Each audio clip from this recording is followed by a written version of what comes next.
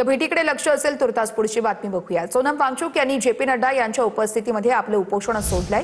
पेपरफुटी विरोधात कठोर कायदा आणण्याच्या मोदींच्या भूमिकेनंतर 26 दिवसांनंतर उपोषण मागे घेण्यात आलेलं आहे। जेपी नड्डा यांनी सरकारनं उचललेल्या पावलांचा प्रस्ताव वांगचुक यांच्या समोर वाचूनही दाखवला।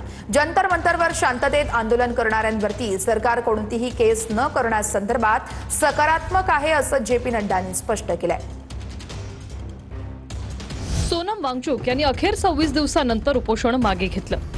सरकारकडून मागण्यांसंदर्भात सकारात्मक आश्वासन मिळाल्यानंतर वांगचुक यांनी उपोषण सोडण्याचा निर्णय घेतला।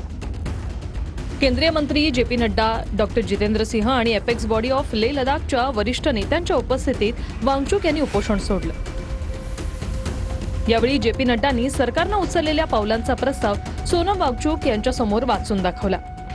नीट पेपरफुटी प्रकरणावरून जंतर मंतरवर सुरू असलेल्या आंदोलनाला पाठिंबा देत वांगचुक यांनी बेमुदत उपोषण सुरू केलं होतं। नड्डांचं आश्वासन काय?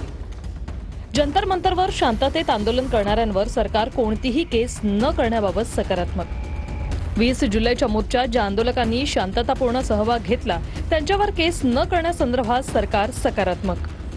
पेपरफुटी आणि शैक्षणिक सुधारणासाठी सरकार सकारात्मक। आत्महत्या केलेल्या विद्यार्थ्यांच्या पीडित कुटुंबियांना आर्थिक मदतीबाबत सरकार सकारात्मक विचार करते। जेपी नड्डा यांनी सोनम वांगचुक यांना सरकारचं संपूर्ण आश्वासन वाचून दाखवलं। दरम्यान उपोषण सोडल्यानंतर वांगचुक यांनी एक पोस्ट केली। नड्डा, डॉक्टर जितेंद्र सिंह आणि लेह लडाखच्या सर्वोच्च समितीच्या वरिष्ठ नेत्यांच्या उपस्थितीत आपण 26 दिवसांचं उपोषण सोडलंय।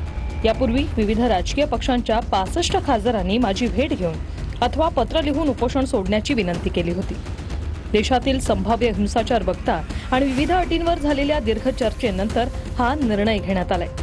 मी लवकरच एका व्हिडिओद्वारे या अटींबाबत सविस्तर माहिती देईन। सर्वांनी कोणत्याही प्रकारची हिंसा रोखण्यासाठी पूर्णपणे सतर्क राहावं। वांगचुक यांनी उपोषण मागे घेतल्यानंतर मोदींनी ही ट्विट केले। लवकरात लवकर वांगचुक यांनी आपलं आधीचं वजन पुन्हा मिळवावं असं मोदींनी आपल्या ट्विटमध्ये म्हटलंय।